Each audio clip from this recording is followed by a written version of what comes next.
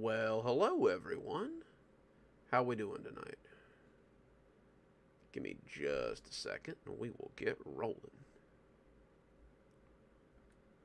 Check. Check. Check.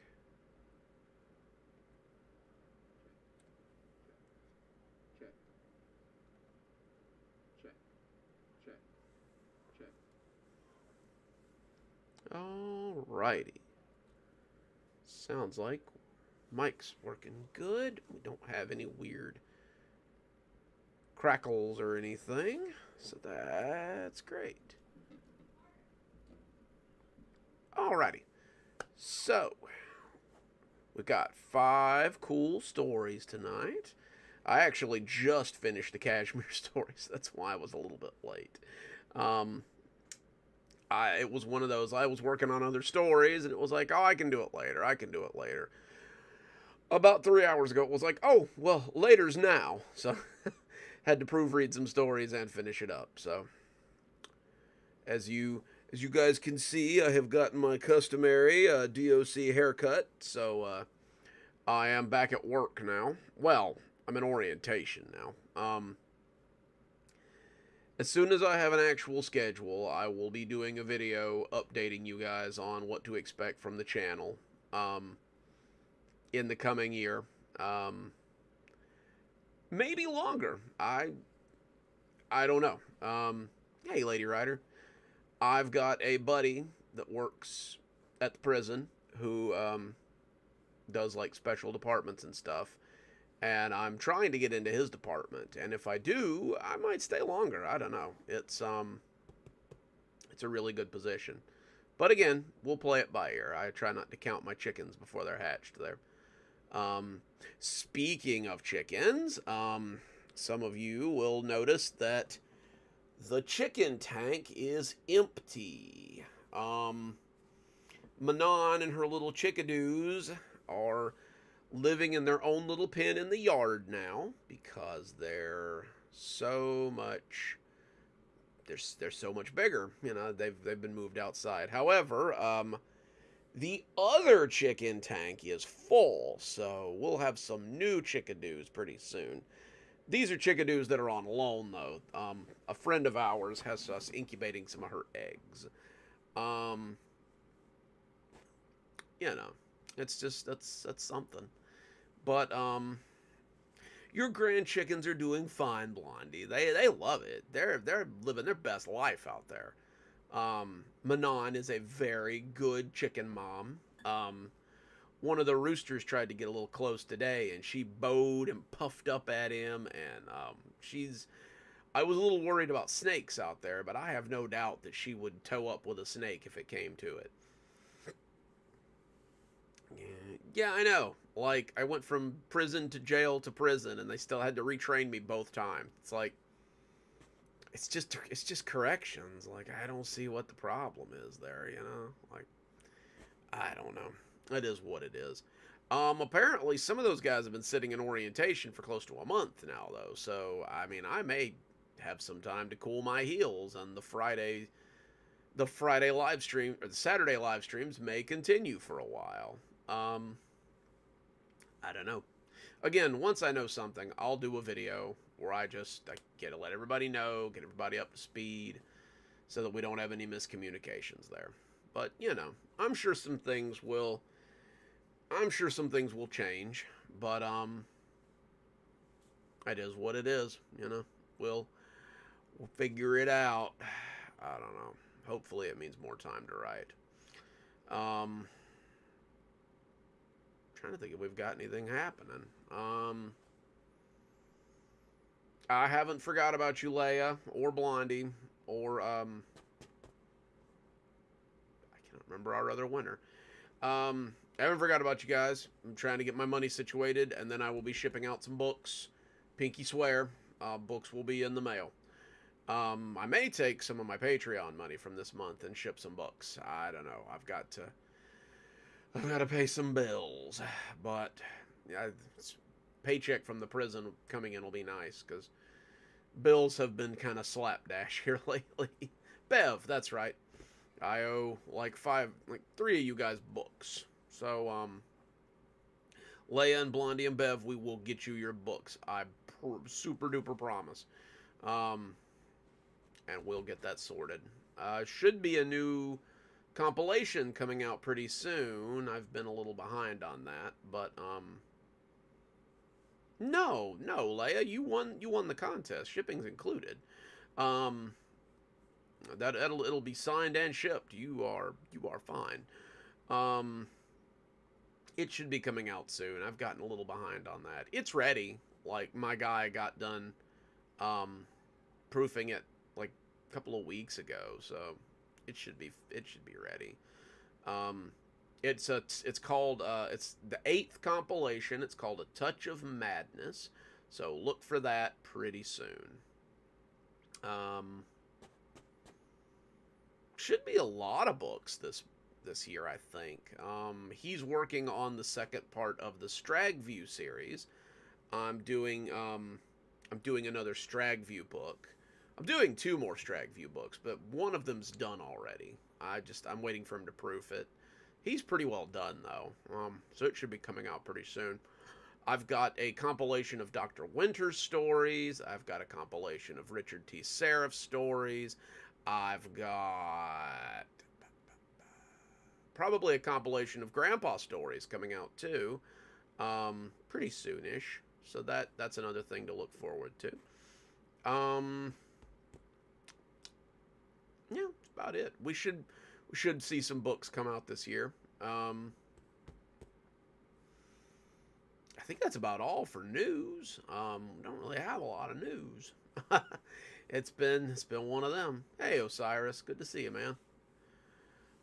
So let's get crack-a-lackin' on our stories, I reckon. Um, we're going to continue on with our Black Site stories. Like I said, this year I'm going to do things a little different there. I'm trying to I'm trying to like finish some series before we like move on to more. So like I'm probably going to complete this part of the Black Site stuff before we move on to another series. Shoot, we might as well just go ahead and get the Black Site stuff done, I guess. Get everything done. Get us some new series in here or something. I don't know. We'll figure something out. This is part 6.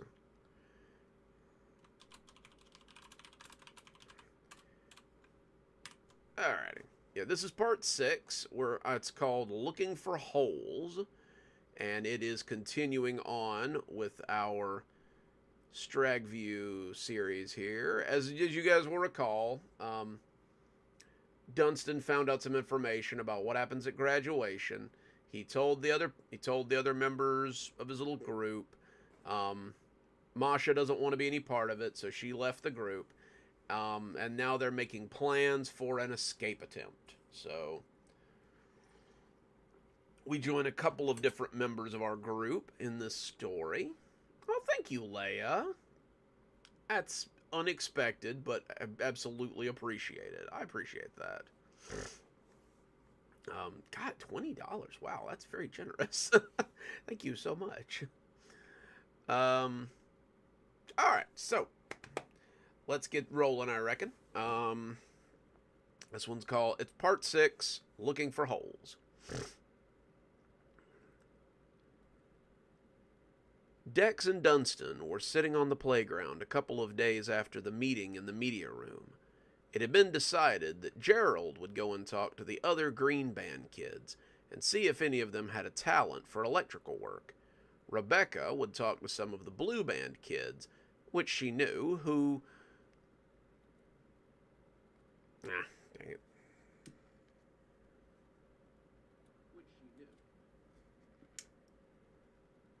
Skipped a line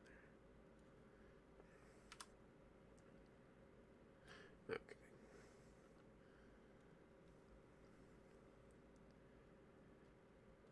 That she knew, who... Poop. that she knew, though there was every possibility that Masha had already told them what was going on, and they wouldn't help. Dex didn't think that was the case, though. Most of the kids in the Blue Band class seemed like they were afraid of Masha these days. The rumor was that she had burnt an instructor's brain out during her midterm, and a lot of the kids were kind of afraid of her. That tracked. None of them had been around to eat with her since midterms, and Masha hadn't been around to eat with them since their argument in the bathroom. She ate by herself at a corner table, and the look on her face wasn't one of hurt, but of superiority. If the students were scared, though, then the teachers were ecstatic. They had begun preparing for graduation, and most of them were giving her private sessions so that she would be ready for whatever came next. Hang on a second, guys. I forgot. We gotta...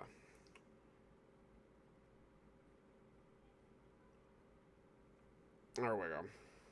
Gotta get my Duke Cannon brand lip balm on so I can narrate. Send me some money, Duke. Alright.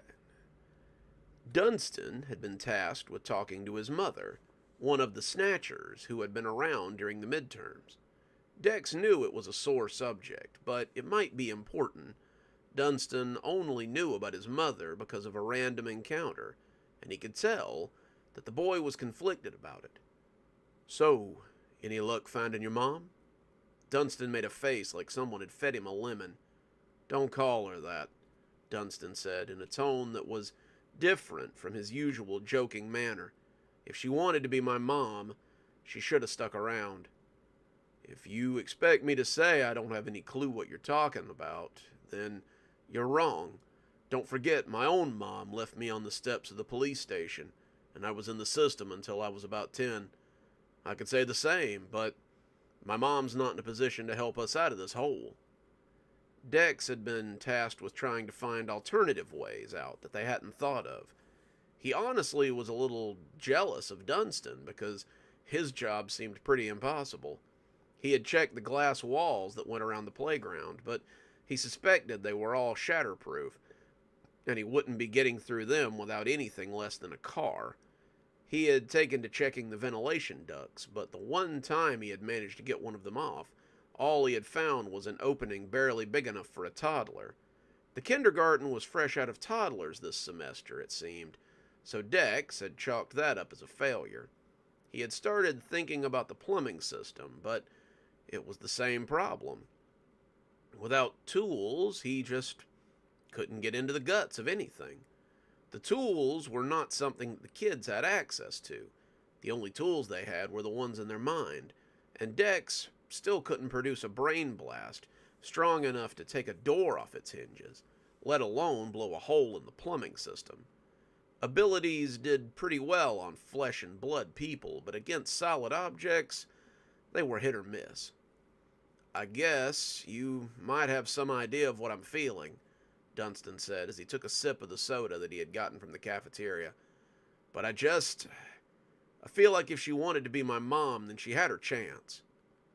I can't imagine what I would do if my mom suddenly popped up out of nowhere, Dex confided.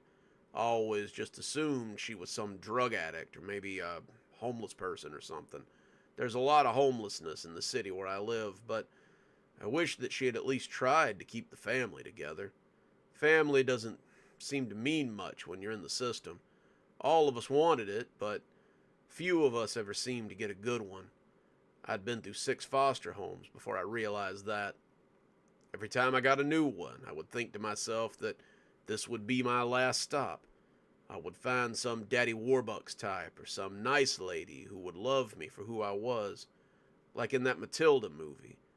But it was always just people wanting a bit of extra cash from the government. People who already had way too many kids, too many to give a shit about one more. I can pretty well tell you that the group home wasn't a lot better, Dunstan said. I've been in one since I was old enough for school, and it's a lot like the Lord of the Flies. Everything's about squabbles and territory, and if you have something that's actually yours, you hang on to it with both hands. People never wanted me because they thought I was weird, or they thought I wasn't a good fit. I went to a couple of foster homes, and I got adopted once, but it all fell apart. The only people that seemed to want me were weirdos, and after a while, I was just afraid to try again. Well, Dex said with a grin as he bumped his fist against the boy's shoulder, I guess you can be part of this family. We're not going to do anything weird to you unless that's what you're into. Dunstan smiled, but it was shallow. Oh boy, I finally get a real family for at least the next 2 months. I'm the luckiest boy around. Dex laughed, glad to see a little bit of the boy's joking nature was left. We'll find a way out. Don't worry about it. Pretty soon we'll all be back in the real world, just trying to survive until we're old enough to get swallowed by jobs and bills and the usual BS. If that's all that's waiting for us, I guess maybe it's a better thing if the monster eats us up. Dex shook his head as he looked at the sun setting behind the windows. Dunstan might not be wrong on that account. Electronics? Rebecca and Gerald were talking to some of the kids in the Green Band group. They knew what all of them could do, but some of them had started developing new stuff, just like Rebecca had. While some of them had started out as precogs and trackers, a few of them had developed other abilities. They could see visions of the future, they had become automatic writers, or they could even move things with their mind just a little bit. It wasn't perfect, but it made them believe that spending time around so many other gifted students might be increasing their own power set. Yeah, Rebecca said, as she looked around for minders. We're trying to play a prank on some of the minders, and we're looking for anybody that might be able to manipulate electronics. Like, manipulate them how? The kid from Texas said, the one with the accent that was real twangy. Well, we'd like to see if we can make the TV in the media center display weird messages or emergency alerts. Something that'd give them a start, but it wouldn't hurt them or anything. Any of you guys able to do anything like that? All of them shook their heads, and Rebecca told them to keep the discussion to themselves or they'd ruin the joke. They all said they would, a couple of them making zipping motions over their lips, and Rebecca and Gerald moved away towards the library.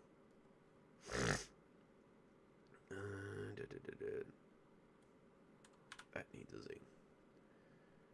I told you it was probably going to be a dead end.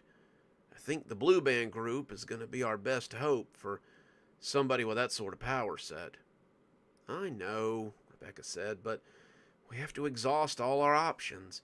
And we know the kids in the Green Band class a little better than we do the others.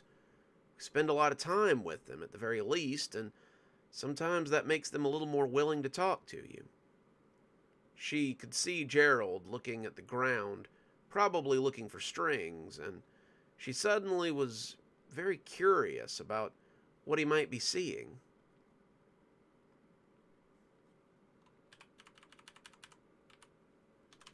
There we go. How do you know if a blue string is going to take you to something good or something bad? Gerald looked up, a little bit shocked that she would ask, and when he shrugged, it didn't give them a lot of hope. I don't. I mean, ultimately, the final destination for me is the same as it is for you. I'm gonna die. Everybody's gonna die. But I kind of interpret the blue string as another notch in my journey. If I follow the blue strings, then I'll come to some kind of end that's supposed to happen. They've never led me into danger before, but they have led me into some uncomfortable situations, and I suppose that's to be expected. I don't know, this thing isn't a science or anything. I've always followed the blue strings as carefully as I can. I suppose I will until I can't follow them anymore. There we go. Hey, Cindy, we're glad you can make it.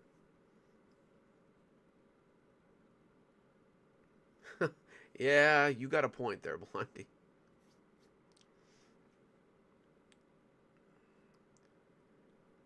Rebecca nodded, fairly satisfied with the answer.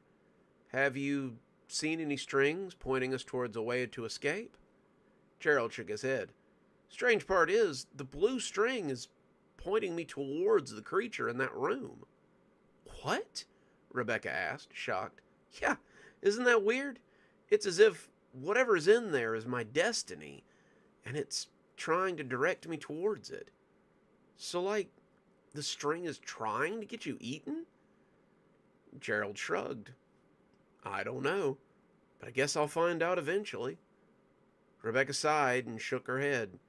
She guessed all of them would find out eventually. There you go, guys. That's your Black Site story for the night. Let's pull up another one here.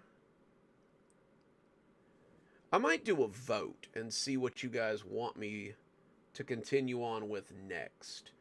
Like, I really want to finish the Laughing Audience story, but I know you guys have got some faves amongst the Monday stories. I really want to visit the Bright stuff. That's about to become very important for for other series, but I know there's some series that are a little better loved than others, and I kind of want to get you guys' opinion on which ones you'd like to see come out. So I don't know. Before long, I might do a vote. I might put up like 3 or 4 of them and see which one exactly you'd like, and then we'll just we'll do 4 of those in a row. Whether it's like the Travel Writer or the Forest Ranger, who we haven't visited in a while. Hang on. I always forget which one's my... I would like to go back to Killian. I need to hear from my Killian voice. Of course, we've got the Deep Woods of Rayford, too, which we've got to get back to. But yeah, I'd like to give you guys some more stuff on some of these. I think Rayford's at about the midpoint right now, and Black Site's getting towards the end. Like, we're coming to about the 65% mark on Black Site, so it's only a matter of time before we finish that one up. But yeah, we might do a little vote, see what you guys want. Moving right along, of course. Let's see what we've got next.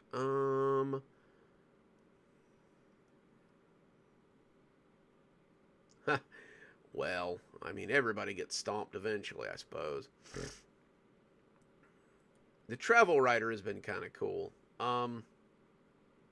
We had a holiday story for him this year, I think, right? There was a Christmassy story that I can't remember. Did we do a Travel Writer Christmas story? Pretty sure we did. But I've got some other cool stuff for him a little later on too, that we've got to revisit. Let's see. I guess we will go ahead and do our Kashmir story for the week.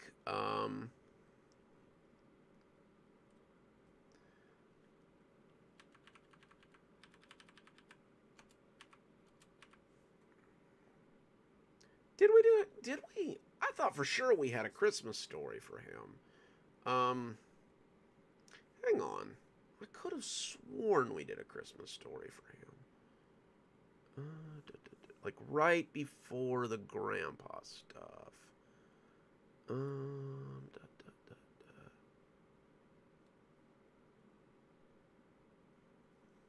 Oh, yeah. Yeah, there it is. Voices from the Evergreen Woods. That was the Travel Writer. Hang on. I'll send you guys a link. I thought I remembered that we had one from him. I thought maybe I was losing my mind. Like, I thought for sure we had one. But here, I will drop you guys a link there. There we go.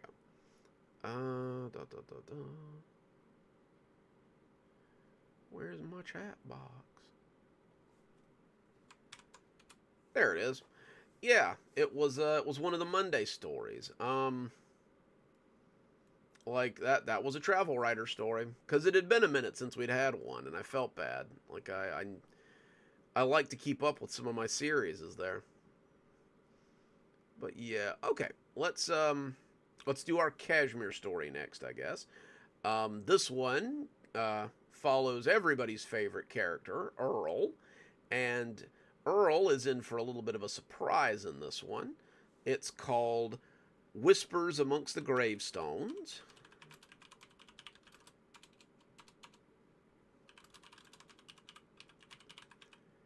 Whispers Among the Tombstones, and I hope that you guys like it. Earl was just getting started when he saw a new face in the cemetery. Earl knew most of the mourners who came around, but he didn't think he had seen this fellow before. That wasn't saying much. Kashmir did get a lot of new faces, but they didn't usually come to the boneyard. You had to be careful because some of them were weirdos, and some of them were more interested in the possessions of the dead than their backstories. Kashmir drew a certain crowd, but some of them were definitely not on the up and up. Earl had trouble. Yeah, if I could talk. Earl had trouble with grave robbers before, and as the young man moved deeper,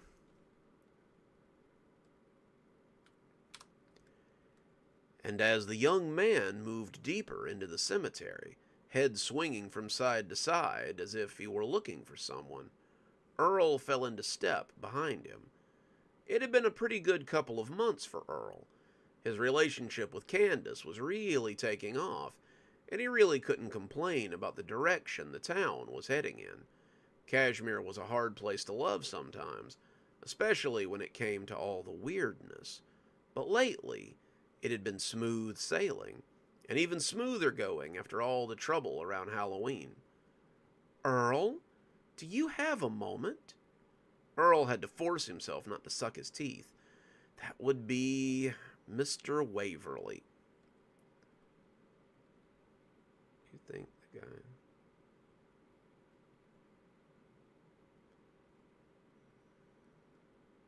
guy the kid shot? Maybe. I don't know. I would think so, right? Earl had to.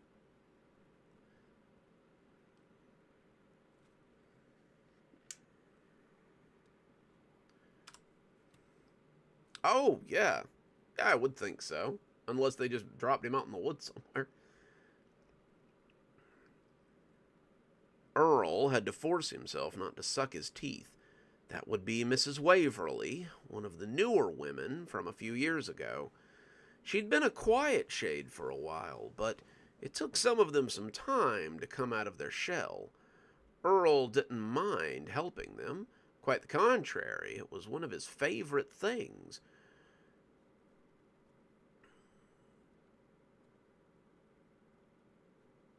Nah.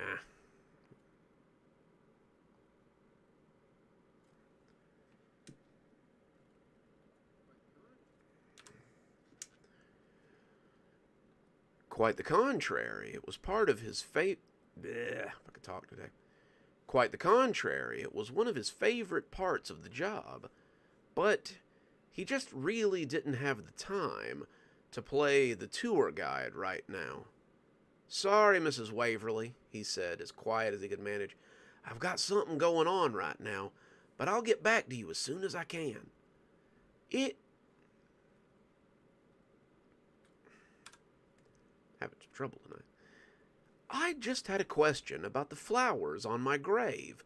Do you think it would be at all possible to..." But Earl had moved past her and was keeping a close watch on the young man as he made his way through the cemetery. The weird part was, Earl was pretty sure he knew who the kid was. He had never spoken to him, but he just seemed familiar. That happened to Earl a lot, though. Earl knew lots of people. He'd been in town for quite some time, but every now and again he saw somebody, and it just made you think to yourself that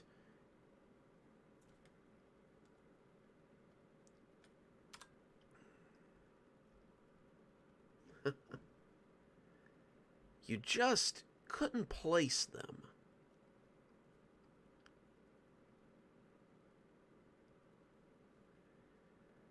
Even in a town as small as Kashmir, you could run into people that you didn't know. It was like the fellow that had tried to kill Candace right around Halloween.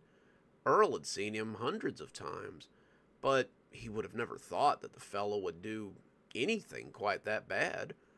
Earl had been paying a little more attention to people that he saw on a daily basis after that, learning names and trying his best to know the people that he shared the town with. The kid came to a fork in the road, and after some deliberation, he took a left. It felt like the kid was talking to himself, like he was having a conversation into his phone or something like that, and it all...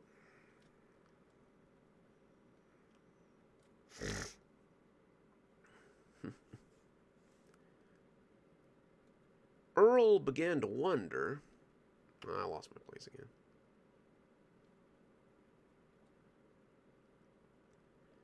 Earl began to wonder why the kid was here. People didn't usually stop by the cemetery. It was kind of weird to... Earl? Earl, I need you for a moment, my boy. Not right now, Mr. Weston. Mr. Weston had once owned the hardware store in town.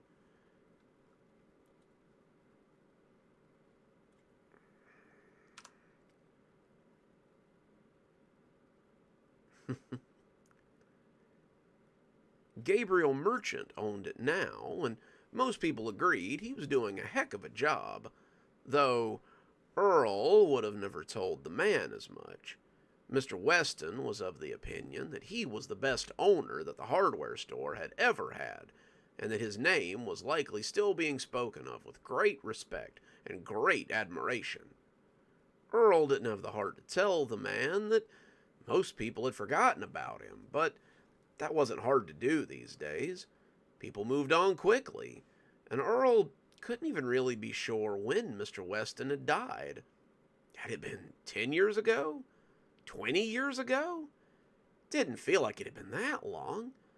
On that note, how long had Earl been keeping this graveyard? He knew that was an answer he should have, but he just couldn't quite be sure that he... It won't take a moment, Mr. Weston insisted. I was wondering if I might get moved somewhere a little farther from the entrance. You see, the woman next to me has been quite vocal, and I really don't want to hurt her feelings, he said, pitching his voice low as if the two were conspirators. But I find her prattling quite unnecessary, and I was really hoping I could... Not now, Mr. Weston. And it isn't even like I could just dig you up and rebury you. Your family would have a conniption fit, and it probably violates all kinds of city rules. The man stopped in whatever conversation he was having with his unseen party and turned around. Earl ducked behind one of the big trees that sat in the graveyard. Oh, excuse me. Hey there, Bella. We're glad you could make it.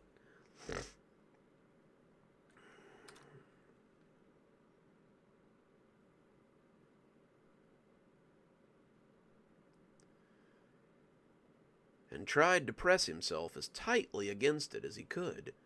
If the man was up to no good, Earl didn't want him to know he was being tailed, and he felt silly just leaning there as the man looked around and tried to find out who'd been talking. Is he some sort of bad man? Mr. Weston asked. Because if he is, then I can assure you I'll help you give him quite the thrashing. Why, in my day, I was... The man seemed to have decided that no one was following him, and he started walking back towards wherever it was that he was going, with long, confident steps.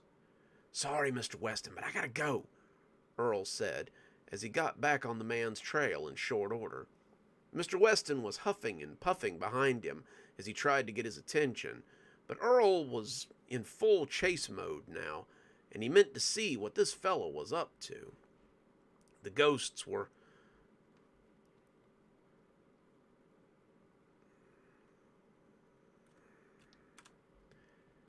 The ghosts were full of wants today, and Earl had to hiss at a few of them to tell them that he would get back with them later.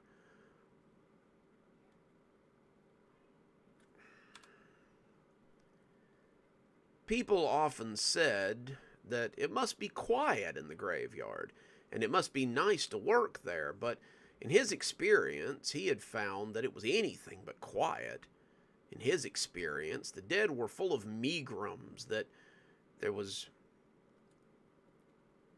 God. I didn't have time to proof this one, guys. Sorry.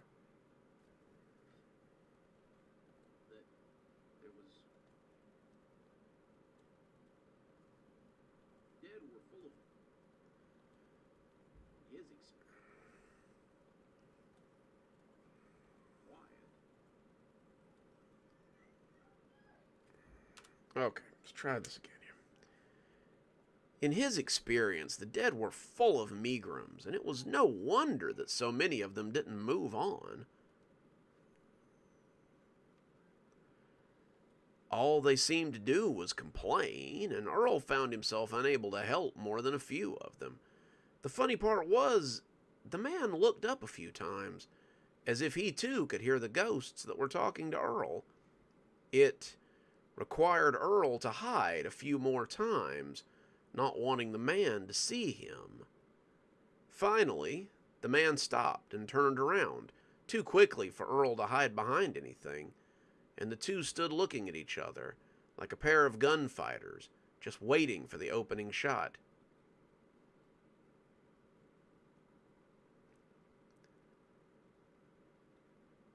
I know this is going to sound weird, the young man said, as though he were going to say the silliest thing that anyone had ever heard.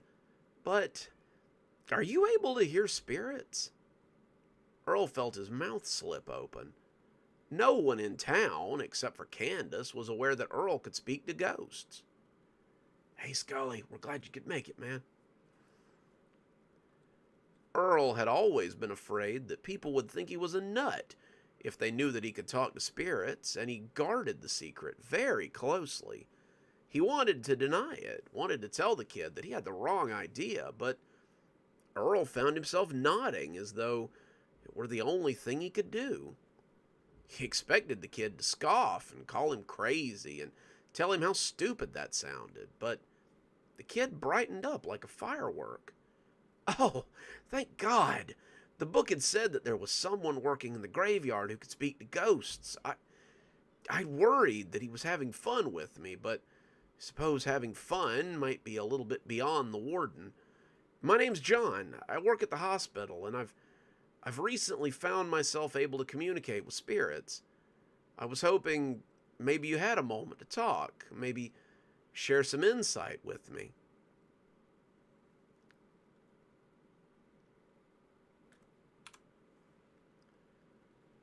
Earl felt his mouth slip open, and he thought for a moment that he might be about to start laughing. Wait, you can talk to ghosts too? John nodded. Pretty much my whole life, but it's only something I've really thought about in the past few years. I guess it's something I blocked out when I was younger, but it's become kind of a part of my day-to-day life now. What about you? Was it something you were just always able to do? Earl showed him to a bench near the children's wing, an area he walked down daily so he could talk with the kids that unfortunately made the area their home. They had a nice long talk, and Earl found that he liked discovering that he wasn't alone in speaking with the dead. The two of them found a lot of common ground, and when John walked out an hour later, he promised Earl that he would be back soon for another talk. Earl smiled as he watched the kid go, hoping that he would see him again. He shook his head as he went back to work. It was true what they said. You just never knew what you were going to find here in Kashmir. And that is our Kashmir story. Funnily enough, our Friday story is also about John from the hospital. So I thought that would be kind of cool if John and Earl became, like, at least aware of each other, you know. Given that both of them talk to ghosts so often. Let's see. We're going to move on to our Friday story, which is, as I said, about Kashmir Medical Center and a strange visitor that has nothing to do with ghosts this time, though it might be a little easier for poor John if it did. I don't have a title for this one yet. I'll come up with something before we post it, but I hope you guys enjoy it. When the warden of Stragview came wandering into the hospital, the man he had called Strauss following closely behind him, I wasn't sure what to expect. It had been... Oof. Excuse me. Pork chops for dinner might have been a mistake. It had been 6 weeks or so since the battle, and it was still... It had been a month or more since the battle, and I was still a little hesitant to go anywhere near the woods or the road leading to the prison. It seemed that an uncommon peacefulness had settled over Kashmir. I wasn't sure how long it would last, but I hoped it would hold out through spring. It was nice to have the town so quiet and peaceful, but in a place like Kashmir, it's a quiet that never lasts. He saw me at the desk, and his face split into that predatory smile that I was sure inmates hated to see. He pointed at me, Strauss looking up and nodding, before the two of them headed over. "John! Fancy meeting you here. I didn't know you worked at the hospital." Yeah, this is my usual 9 to 5. What brings you in so late, sir? Hopefully none of your officers have needed a visit to the ER. He chuckled. No. Incidents and accidents are actually at an all-time low.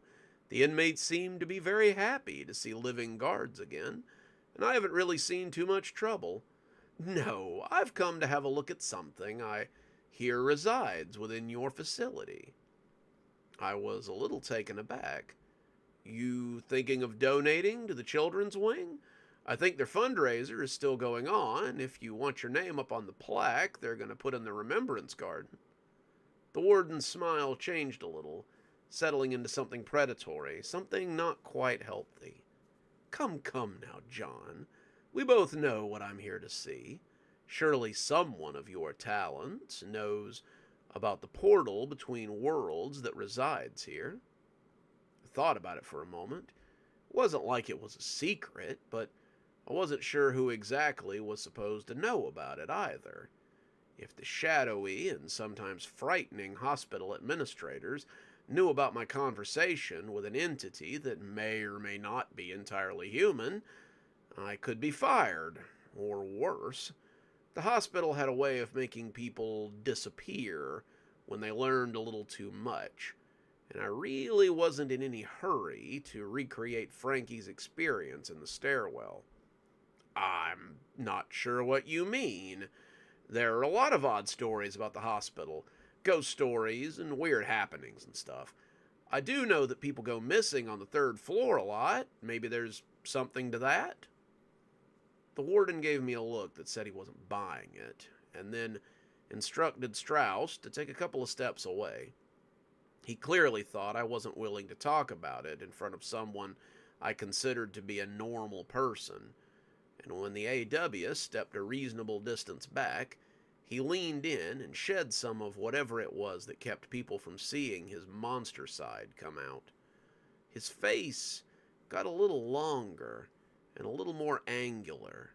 His teeth got a little longer and a little less friendly. And his claws dug into my counter as he told me not to play coy. I know you know more than you're letting on. I also know that there is a doorway between worlds in this hospital. You don't have to tell me. I can understand what a gag order looks like well enough, but I also know that there's a spirit here who ferries people between this world and the next.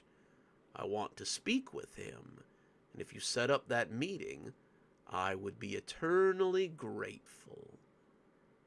I glanced around, making sure nobody was listening, and whispered, I don't think he'd help you, Warden. He's not exactly interested in the living, and he only really comes around when it's time to do work. Even so, I'd still like to have a word with him. I'm sure you could set that up for me, couldn't you? Hey there, Mastermind. We're glad you could make it. I frowned, more interested in getting him away from my desk than actually fulfilling any of his requests. I'll see what I can do. I don't have a phone number for him, but he does tend to find me whenever something important is going on. The warden's features returned to something like normal as the man ever got, and he slid a folded piece of paper towards me. I wondered if he had been carrying it in his pocket this whole time, and decided it might be rude to ask. If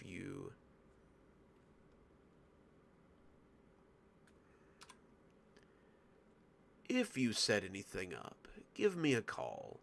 My schedule is not very full in the evenings, and from what I hear, he seems like a man who likes to do his work after dark. With that, the warden and Strauss left the hospital, and I was left pondering the best way to go about this little task. I had nothing against the warden.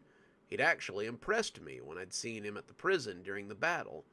He seemed to have a good head on his shoulders, and he seemed to know what his business was and when to be about it.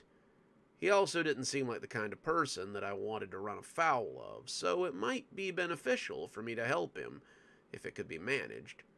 Still, whatever he was asking could be dangerous.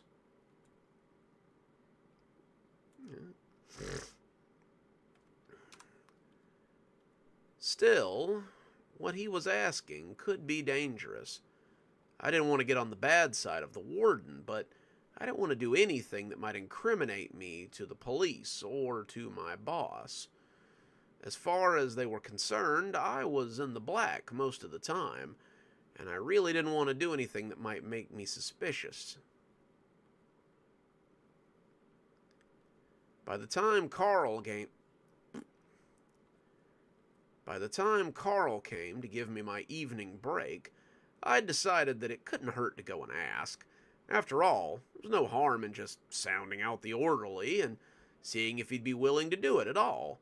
He might tell me no, and then the situation would be moot. Looks like you've got a lot on your mind, Carl commented, as he took my seat and let me go get a little coffee and maybe a bite to eat.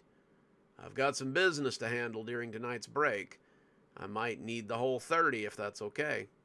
Carl waved me off. I keep telling you, it's your break. Take as much or as little of it as you feel like you need. At the end of the day, I'm here for you guys, so go nuts. I thanked him and headed off to do a little hunting for the orderly in question. I checked around the stairwells, his usual stomping grounds, but I just couldn't seem to turn him up today. That wasn't uncommon. There were times when I didn't see him for weeks, but he could usually be counted upon to show up every now and again. He liked to keep an eye on me and see how things were going at the hospital, and it was kind of nice to have him curious about what I was doing. It felt like we were friends or something, though I would have never said as much. I knew that the orderly liked to keep his friendship and his business separate, which was fine. I still wished I had a cell number or something to get in touch with him if I really needed him. But, whatever. Not knowing when I would see him sort of made his visit special.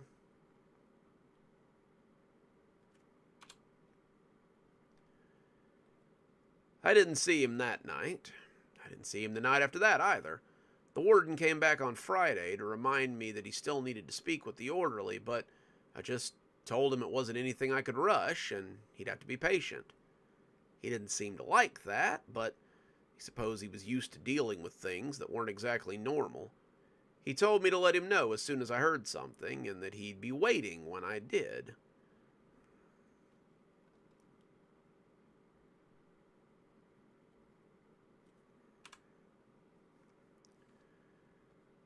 I was out for a coffee break. My eyes had started to get heavy about 2:30 in the morning, and I'd begged Carl to come and relieve me for a few minutes.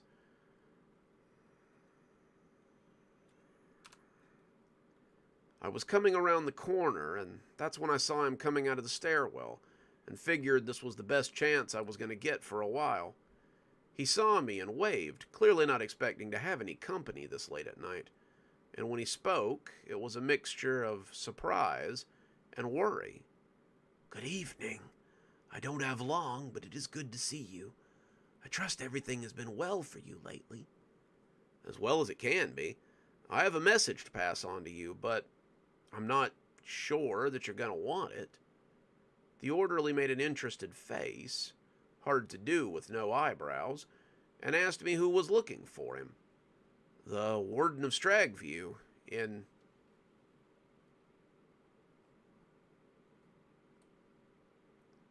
Hang on. "The warden of the prison in the area has asked me to speak with you if I saw you.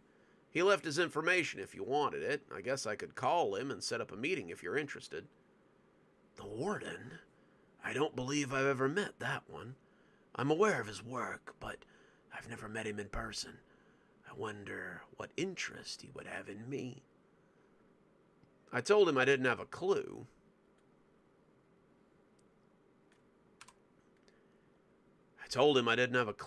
But as we talked about setting up a time to meet, he looked at his watch and flinched. "I have to go, business and all. Tell the warden I will meet him Friday at 2:30 in the morning. I have a small gap in my business then, and it will likely be the best I can do time-wise." I managed to make it back to the desk before they called the code blue. I got back to my desk and called the number the warden had left me. I was unsurprised when he picked up on the second ring. "John, so good of you to call. Did you speak with our mutual friend about a meeting?" "I did. He said he can meet you Friday at 2:30 a.m. The warden seemed pleased, but I suppose the timetable wasn't exactly what he was hoping for. "A whole week? Well, suppose it can't be helped."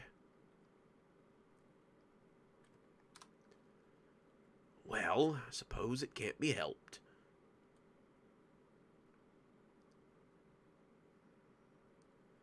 "John, I trust you will be there to facilitate the meeting, yes?" I hadn't thought about that, but I suppose that would have to be. I told him I'd be there, and then I'd see him in 5 days. He said that sounded great, and promptly hung up on me. The warden hadn't been wrong. 5 days felt like an eternity when you were waiting for something that you weren't really sure about. I wasn't entirely sure what the warden could want to talk to the orderly about, but I supposed I would find out. In the meantime, I tried to busy myself with work and keep my mind off the impending deliberation between the two men. It was hard because I still had no clue what they would be meeting about. What exactly did the warden have to say?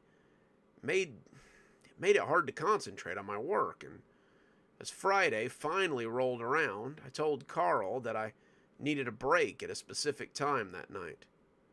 "Carl, I got to take my coffee break at 2:30 in the morning, all right?" "Spooky business?" he asked. "Spooky business," I confirmed. "Well, be safe. I don't want to have to stay at your post all night if you get sucked into some in-between place." "Hey, Winter. Good to see you."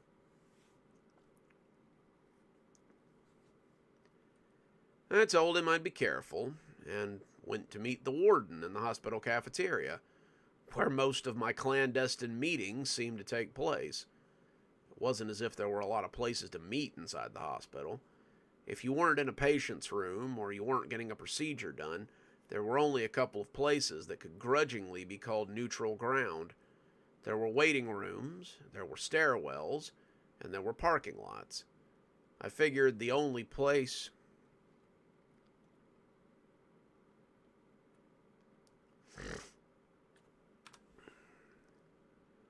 I figured the only one of these that any of them would actually want to be seen in was the cafeteria.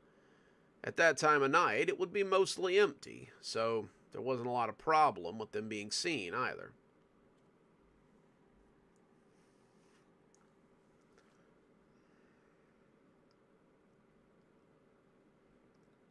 The warden was already there, Mr. Strauss having stayed home tonight, and no sooner had I brought him a coffee and put my own down on the table when the orderly came in his red scrubs and his usual smiling demeanor.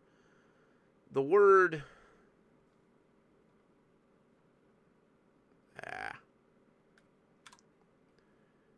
The warden stood up and offered him his hand, a hand that the orderly shook in return, and the two of them took a seat, as if they were old friends just meeting for a quick chat. I was sure there was more to it than that, but this wasn't really my meeting, so I decided to keep my head down and my mouth shut.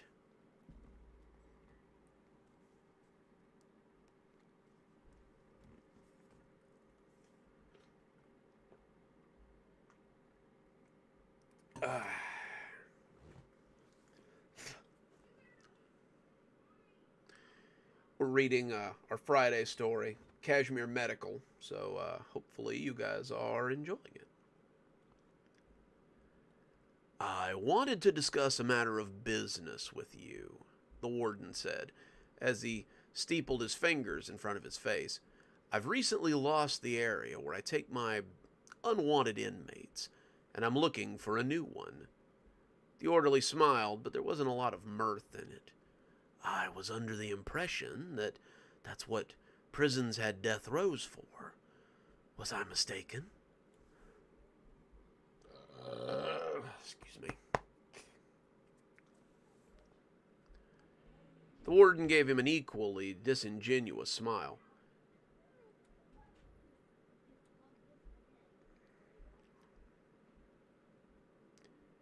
The warden gave him an equally disingenuous smile. Yes, unfortunately, my death house has become infested with something a little worse than death row inmates. I had an agreement with the Botanical Gardens where their lady would sacrifice my unwanted inmates to her source of power, but that has since become unavailable. I was hoping that you and I could work out an arrangement. I understand that you have a stairwell that people seem to be...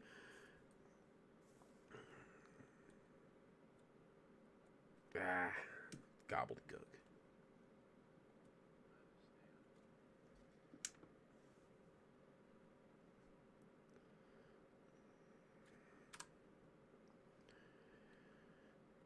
I understand that you have a stairwell where people seem to go missing.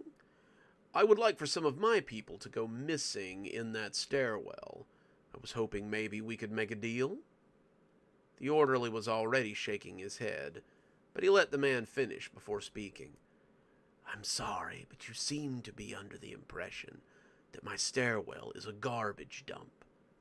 I was under the impression it was a portal to the underworld, but it appears I may have gotten some bad information. It appears you may have. The stairwell is no place for you to take things you would rather be shed of. It's a passageway between this world and the next. I can assure you that if you try to bring your inmates into the stairwell, you would find nothing but a set of stairs. I will see to it personally. Maybe you think this is a service that I expect you to do without payment, the warden said, and I would wish to assure you that nothing could be farther from the truth. If you will help me, I will be more than happy to assist you in whatever way you think is fair. I could take on some of the duties that you require, or perhaps make a financial donation to the hospital. Either way, I would very much like to secure your services for the growing problem of my death row inmates. I'm sorry, the orderly said, and all the jovialness was gone, but I'm not going to be able to help you. You will have to look elsewhere for the disposal of your inmates, because it will not be here. The orderly made to leave, and when the warden reached out and grabbed his wrist, I knew that he'd made a severe miscalculation somewhere. Are you sure that you wouldn't like to think about this a little bit? This is a fairly large decision, and I would hate for you to make it hastily and regret it later.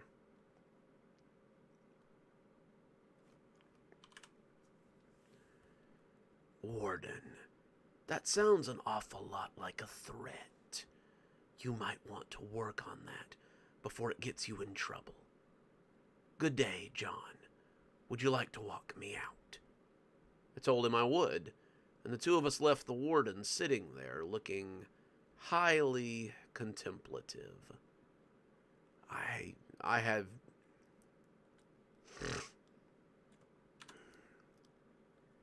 I had no idea that's what he was going to ask you about, I began as we left the cafeteria, but the orderly put a hand up to stop me.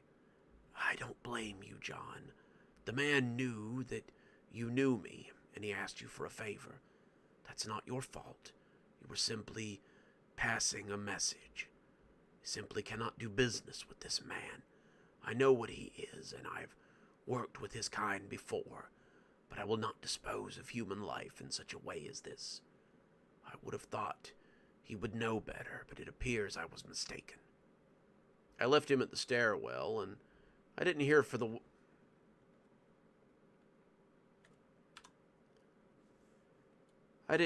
the warden for quite some time after that. I suppose I had served my purpose somehow, and now he was done with me. It's weird to realize that you've been used as a cat's paw by someone that you held in at least a small amount of regard. I have to be careful how I interact with him in the future, and how I allow those interactions to affect my relationship as well.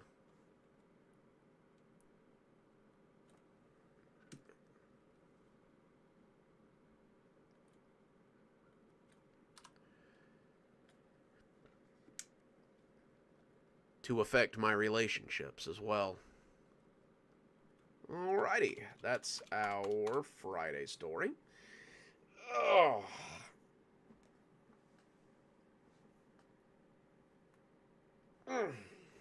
Crunchy vertebrae. Oh yeah, Leia's got some real bangers on there. She definitely has some good stories.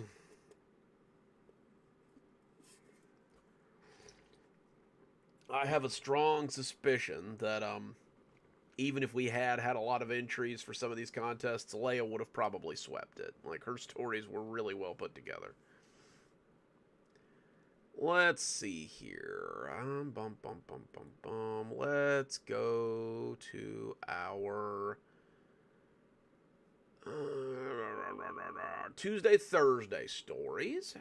They're really good. First, we're going to read a story about something we probably take for granted, but when it's gone, you definitely notice. And the town in question in this story definitely notices.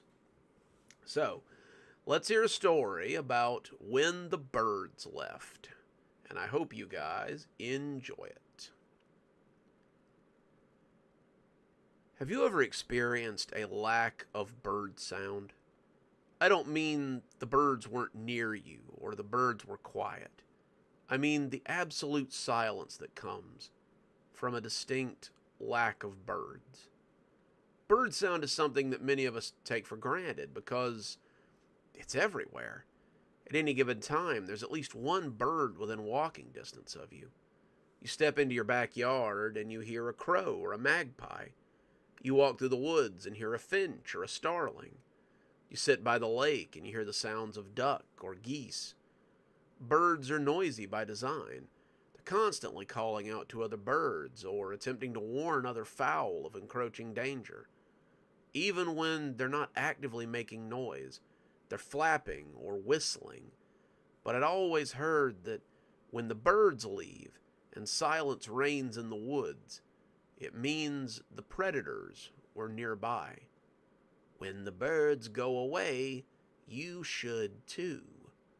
I never understood that before. It was something my granddad would say pretty often, but when the birds went away, I thought a lot about what he said and wondered what might be lurking nearby that scared them so badly. We were playing baseball when it happened. All of us had gotten together after school for a game at Carter's Park. It was one of the biggest parks in the neighborhood, and the baseball field was the best one in town. Me, Mikey, Joey, and Reggie had gone to... Excuse me. Had gone to meet a bunch of other kids from school, and after choosing up sides, there were probably about 20 of us in all. 20 was just enough for a decent game, and we were getting ready to start when we suddenly were assaulted by a great loud noise. Do you know what it sounds like when a bunch of birds get scared out of a field or off a power line? That loud whistling of wings that tells you all the birds are taking flight at once. Well, that's what happened. Except it wasn't just a bunch of birds on a telephone wire or a flock of birds scared out of a cornfield. It was every bird within a 100-mile radius of the town. We didn't know how far it was then. That was something we'd find out later. But whenever every single bird just gets up and leaves all at once, it sounds like, well, I don't really know how to describe it. Sounds like a bunch of fighter jets taking off all at once. It sounds like a whole flock of vacuum cleaners taking flight. All that air being displaced all at once. Sounds like a hurricane as it makes its way out of town. And that's what happened. All that wind propelled those birds away from the town. And they were just gone. My friends and I were left standing there, looking at the sky as we watched the birds leave. There was nothing else to be done, and all we could do was stand and watch. It was the strangest thing that any of us had ever seen in our entire life, and for a couple of minutes, it was the only thing that mattered. After about 2 minutes or so, we all turned back to the game and started playing baseball. But I think all of us knew that something had changed that day. Ugh.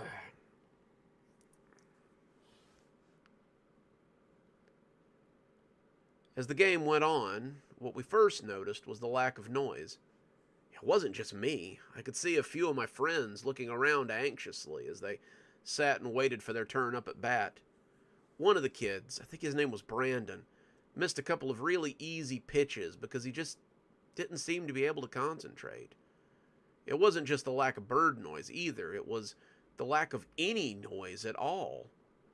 I saw a few kids start to cheer or to trash talk the other team, but they would look around and pitch their voices lower because it seemed too loud somehow. It was as if the only noise that existed was ours, and it felt unwelcome without the regular sounds of nature. We only made it to the 4th inning before kids started making excuses to go home. It was almost dinner time, or they needed to get homework done, or they needed to help their mom with something that they'd forgotten about. Heck, I made my own excuse to get off that quiet field, because suddenly it felt unwelcoming. The quiet stretched out like a dead body that we were afraid someone would find, and nobody wanted to be there when the discovery was made. The next day there was a town meeting that none of the kids were allowed to go to. Our parents left us at the Baptist Church Rec Center, where we watched movies and ate snacks, while our parents discussed what was going on with the birds. All of them leaving had made the news that night. The news anchor tried to be jovial about it, but he sounded worried and unsure more than anything. The morning before the meeting had dawned quiet and uneasy. As I'd gotten ready to go to school, I just stood there on the front porch and listened to the sound of nothing. Somewhere, a dog barked. A few streets over, a car backfired. But all the sound hit my ears like a scream. It was as if they had no place there, as if they weren't allowed. And I noticed a lot of people staying home that day. There were others like me that just stood on the porch and listened for the birds to return. But they never did.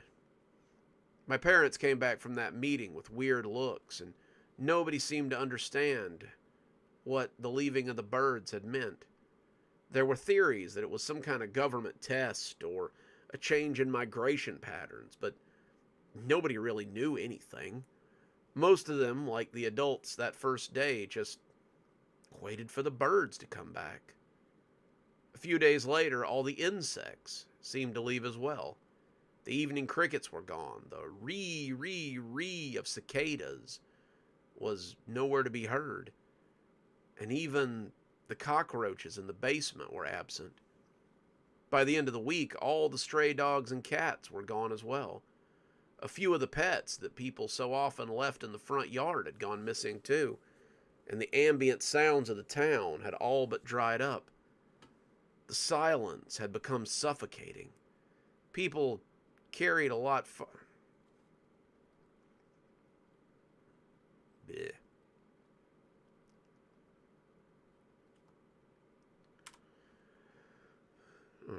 Alright, let's see. Sound carried a lot farther when it wasn't muffled by closer noises. You became accustomed to the sound of morning birds, the call and repeat of a quail, the sound of a hawk as it descends on its what?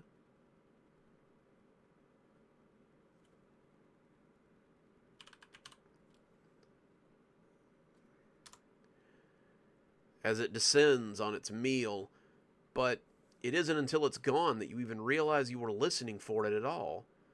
The bark of dogs had left as well, and the few pets that were left in town were kept inside for fear that they too would leave. Somebody in town got the bright idea to play bird noises over the town's loudspeaker, just so it would feel a bit more normal. But it just came out sounding artificial and weird. Somebody else decided that they would bring birds into the town, but any bird brought within the city limits either dropped dead or beat itself against the cage until it was nothing but bloody tatters. That's what happened to the pet birds in town as well. When the birds left, they either beat themselves to death against the cage bars or they just suddenly dropped dead on the spot. It was part of the mystery, but it wasn't a part that I was aware of at the start. We didn't keep birds. Mom had a fear of them, so it wasn't until one of my friends mentioned that his cockatiel had suddenly died on the day the birds left that I started putting things together. It wasn't as if there was a lot to put together anyway. All the birds were gone, and they had taken the sound with them. The town could have all the meetings that it wanted about what it had meant for it, but what it ultimately meant was the death of our community. People started to leave within 2 to 3 months. They said the town just felt different, quieter, less welcoming. They said the air just felt wrong, and without the birds, it felt as if something was watching them. They didn't know what it was, and they didn't want to find out, so they packed up their things, they packed up their families, and they just left. I have to admit they weren't wrong. Without the usual sounds of life to distract me, I found myself constantly looking over my shoulder, like there might be something stalking me. There was a presence that seemed to exist without the birds, and it reminded me again of what my grandfather had said. When the birds stop chirping, it means there's a predator around. If the birds stop making noise, you better stop too and take notice. Moving through the town was like walking too close to a predator den. I felt eyes on me, and it seemed as if there was breathing on the back of my neck from time to time. Whatever it was, it never tried to attack me. It seemed intent only on watching. I was lucky in that regard. There were some that it did far worse to than watch. There were never any corpses ripped apart in the middle of the town, but I can remember people going missing. Of course, people had been going missing for months. They would pack up and leave town. They would drift on up the road and try to find somewhere that was less quiet, where everything was normal. But then there were the abandoned houses with the lights still on, the laundry still on the line, clear signs of life that had suddenly and irrevocably been snuffed out. Maybe those people just left too. I hope they did. It's better for my mental health if I believe that they just went to find something better. It was harder to do when I remember Reggie's mom coming to our house and asking if he was there. She wasn't crying, but it was a near thing.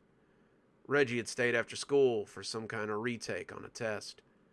By that point, there were only about 100 students at the school, and Most of the club activities had been canceled indefinitely. It was getting dark, and Reggie should have been home a long time ago, but his mom said that no one had seen him. My mom told her that she would keep an eye out for him, but I think I knew that whatever was stalking us had decided that today was Reggie's day. They never found him. They never found his clothes or his body or any sign that he'd ever existed. His parents left about a month later, and I remember someone saying that his father had dragged his mother into the car because she was certain that Reggie would just come back and they could be a family once again. And she wouldn't leave town until he did.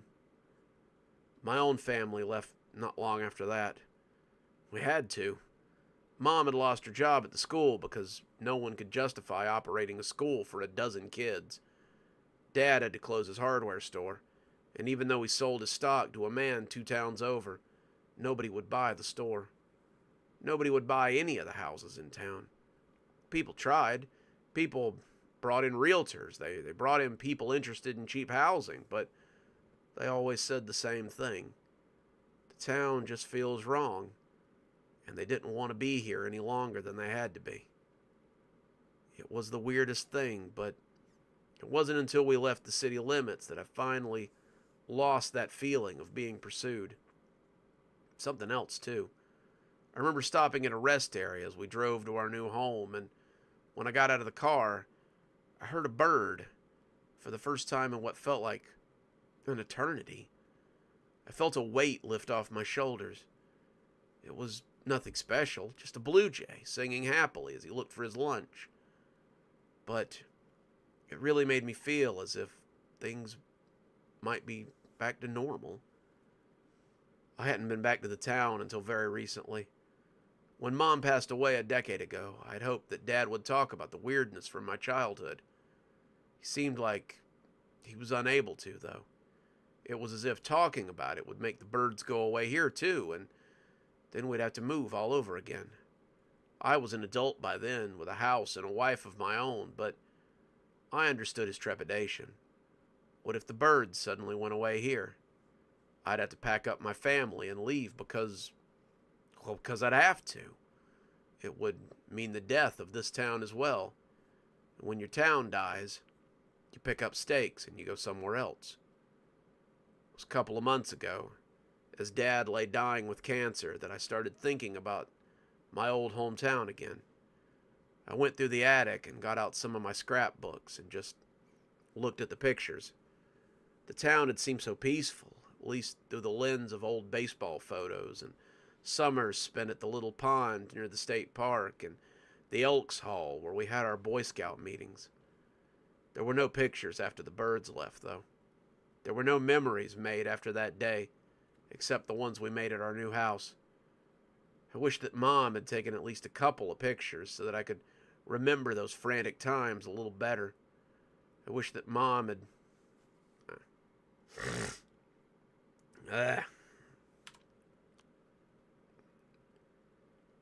Maybe catch a glimpse of something I'd seen in a photograph. Maybe be able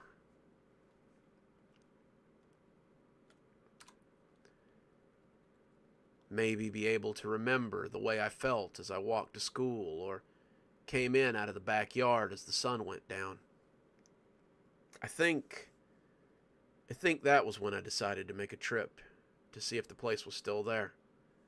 Dad had been in the ground for less than a week when I told my wife that I was going on a little road trip to the town where I grew up. She asked if I wanted company, but I told her this was something I felt I needed to do alone.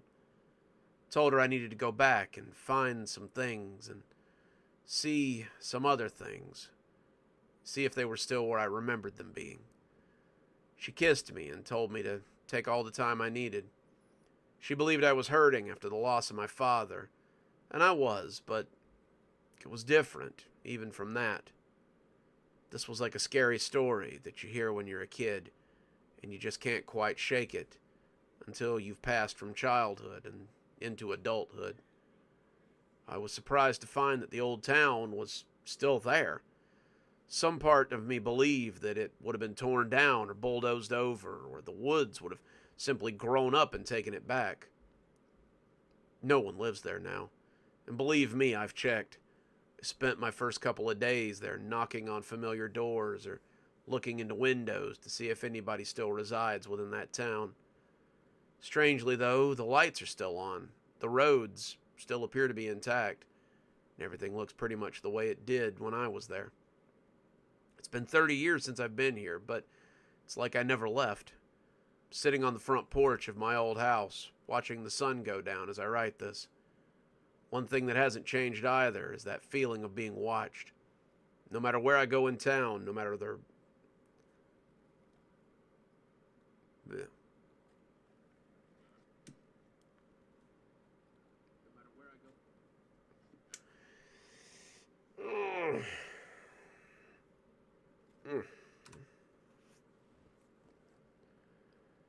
No matter where I go in town, no matter what I do, it's as if someone's behind me, just waiting for me to let my guard down. I'm going to go inside and sleep now. I'm going to set up in my sleeping bag in the living room and see what finds me in the dark. I've got my 45 and a pretty decent lantern, and I figure this thing must be really hungry by now. The birds never came back to my hometown, but it appears that I have. I'm going to set up a few alarms and see if I can catch this thing that's been stalking me since I was a kid. If I can put a couple of bullets in it and maybe end whatever reign of terror it has over this town, then maybe it'll bring the kid...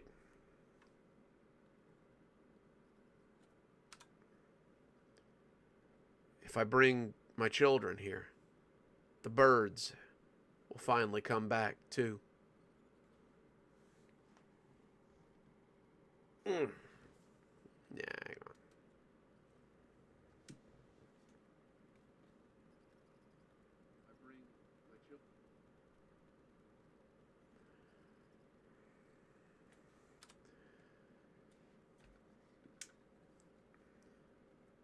Then maybe the birds will come back too.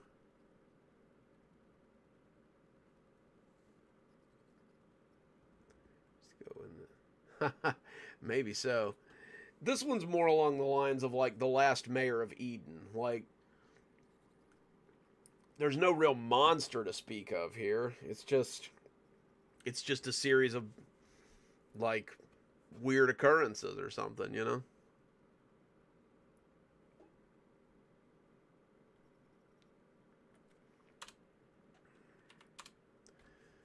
Yeah, I like that one a lot better. Alrighty.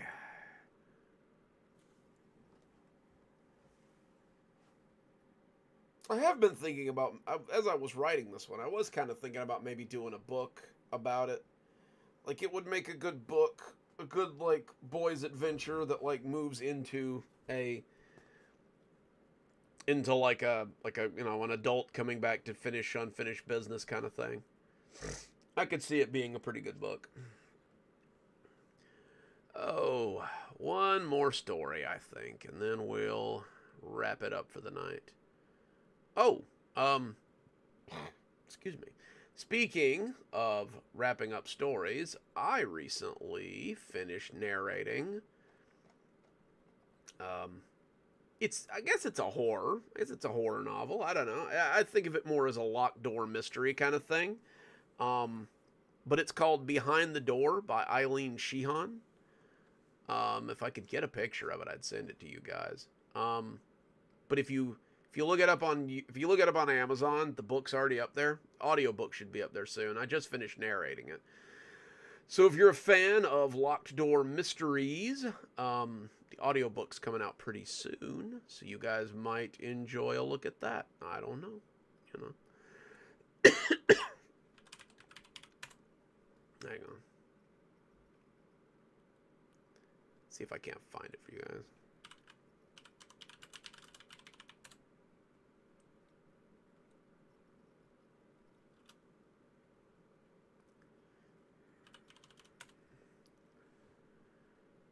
See if I can find it here.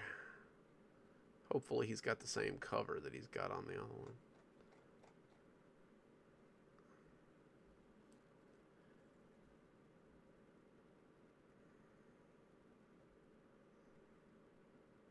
Ooh, goodness.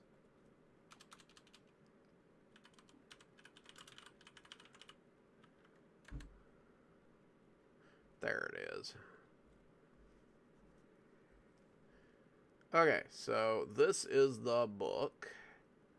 Hopefully they've got a, hopefully they'll get my audiobook up pretty soon. Looks like there might be more work in it for me, too.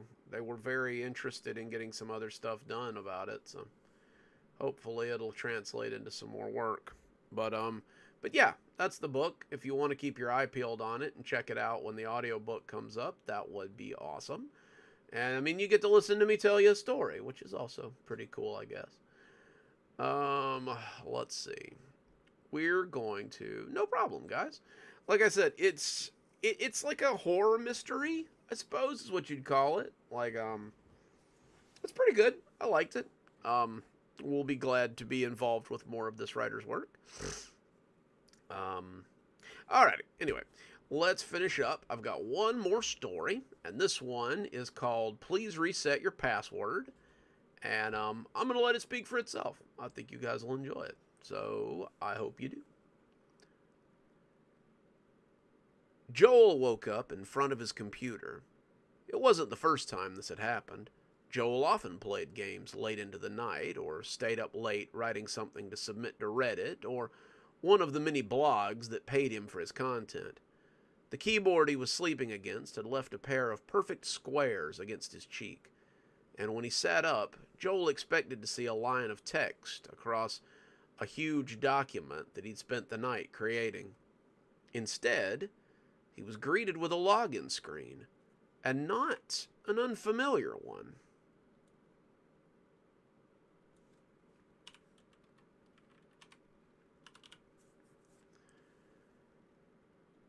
The login screen looked like the one on his first computer that he'd owned back when he'd been 16, and his parents had begrudgingly got him a computer instead of a car. It had the old Windows 98 sign-on screen, the password line blinking as it beckoned him to enter his credentials. Joel thought that was weird, but his fingers remembered the way, and he signed in with a few easy strokes of the keyboard. The sound of negation made him jump, the screen telling him that his password was incorrect. Joel furrowed his brow. That was weird. This had never happened before. It was always the same password, ever since Christmas morning in 1998. Joel clicked on the prompt and put the password in again, but the same message returned. Incorrect password. As he thought about it, Joel looked at the computer and was surprised to find that it was exactly like the one that he'd been given on that long-ago Christmas. The old industrial white plastic, the chunky keyboard and trackball mouse. They were all there. Joel looked behind him then, expecting to see the bedroom in his apartment, but was met with a surprise.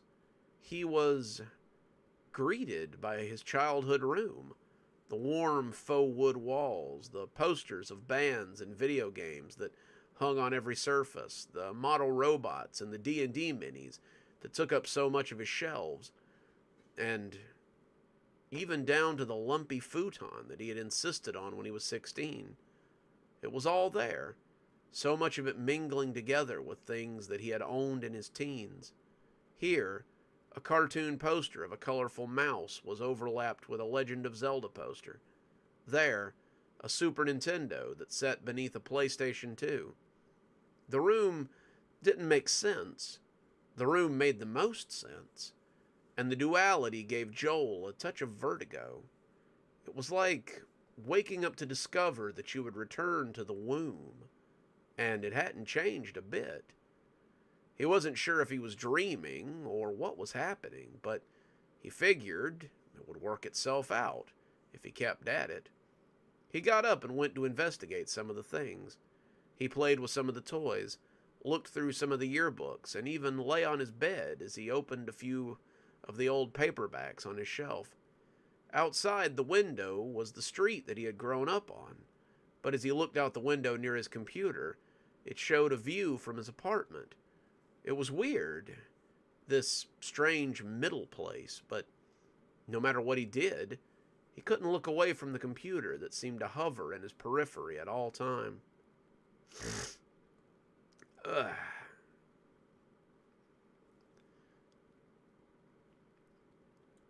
Finally, he sat down and tried to puzzle out the password once again. It seemed important somehow, and he wanted to be sure that he got into the computer for some reason. Somehow it seemed more important than anything else here. He tried to remember what the password was, but the more he thought about it, the more he came up with nothing. It could be any number of things, but if none of his usual passwords were working, then he'd have to try something older. He started with the combination to his middle school locker, but that didn't work either. Then he tried the name of his favorite pet, but that elicited similar results. His mother's maiden name, the last 4 digits of his social security number, that didn't pan out either, and Joel was left with only a few clues as to what it might be looking.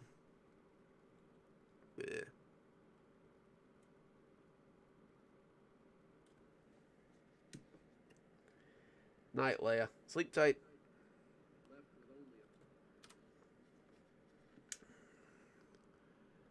Left with only a few clues as to what he might be looking for.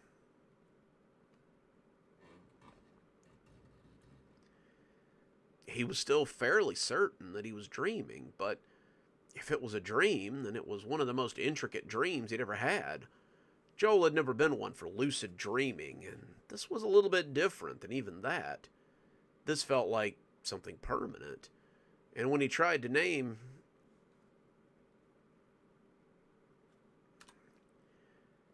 And when he tried the name of his high school next, something happened. He heard a weird sound from behind him, a cartoonish pop, and at first he thought it was his imagination. Something seemed to have changed. Nothing seemed to have moved or shifted, but the longer he looked, the more he realized that something had gone away. It took him a minute before he realized it was the poster of the dinosaur that had hung over his bed since the time that it was a toddler bed. He had been into dinosaurs when he was little, and the big green Tyrannosaurus Rex had glowed in the dark for years as it watched over his sleep. It was one of the few things in the room that had lasted into his high school years, and he'd honestly considered bringing it to his first dorm as well. He couldn't believe it had taken him that long to realize it. And when he turned back to the computer, he wondered what something like that might mean. He tried the address of his childhood home, and this time, the thing that disappeared was a little more noticeable. He hadn't played with it since he was a baby, but the wire and bead toy had sat in its wooden frame in the corner for a very long time. It sat there long enough to get dusty, in fact, and now that it was gone, there seemed to be a hole in the room where it ought to be. He didn't understand the importance of the missing thing, but suddenly he wondered if their disappearance might have something to do with his failed password attempts. As he turned back, he wondered if it would come back if he got it right.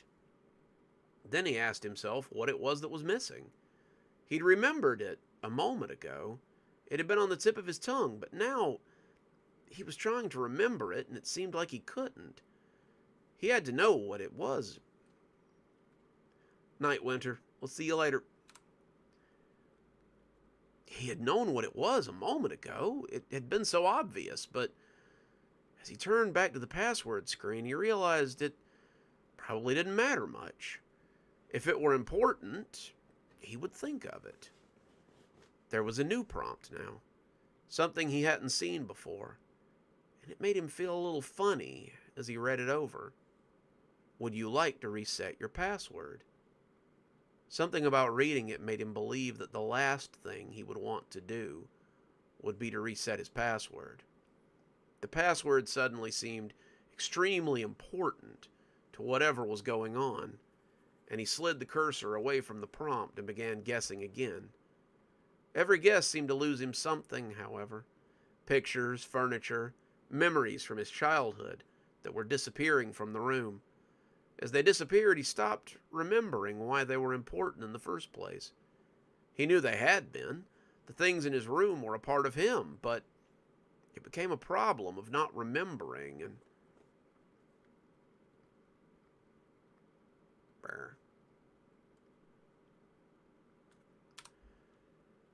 it became a problem of not remembering why they had been important in the first place. The trappings of his life disappeared a little at a time, and as they did, Joel became more and more frustrated. He was just putting in random sequences now, unsure what the computer wanted. It hadn't wanted anything.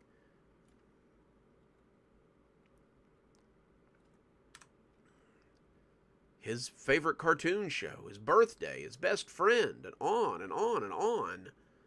As he fed it answers, he seemed to lose more and more of the things he prized. And soon, he was left with his face against the keyboard yet again. He was out of ideas. He was out of memories. And finally, he was left sitting in front of the keyboard in a mostly blank room. The prompt came up again, and as he read it, Joel shook his head. He'd been prompted several times to reset his password, and now he saw no reason why he shouldn't.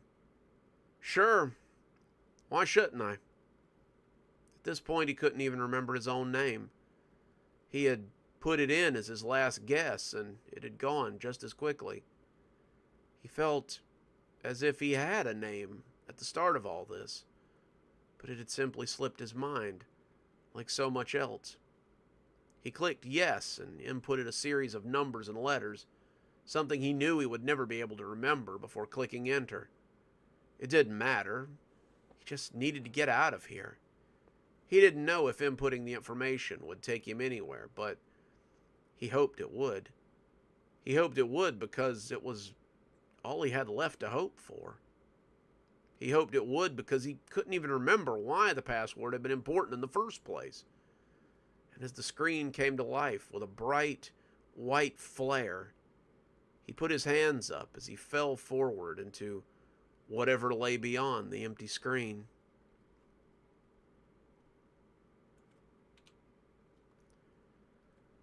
When Joel opened his eyes, he was in the ICU, and everyone was excited. People started yelling, people started crying, and everyone ran to see if he was okay and what had happened. They told him that he had been in an accident. They told him he'd been in a coma for almost a year. They told him his name was Joel, and that he had slipped off his motorcycle when he took a turn much too sharply. Joel nodded. All of this sounded completely plausible, but there was one problem, and it was a pretty big one. Joel didn't know what a motorcycle was, or how he could have slipped off one. He didn't know who any of these people were, or what year it was, or whether or not being in a coma was a good thing or a bad thing. Above all else, Joel didn't remember who he was, and it seemed he might never remember again. One thing Joel did remember, though, was the sequence of numbers that he had put in, though he could feel that beginning to slip with every minute that passed.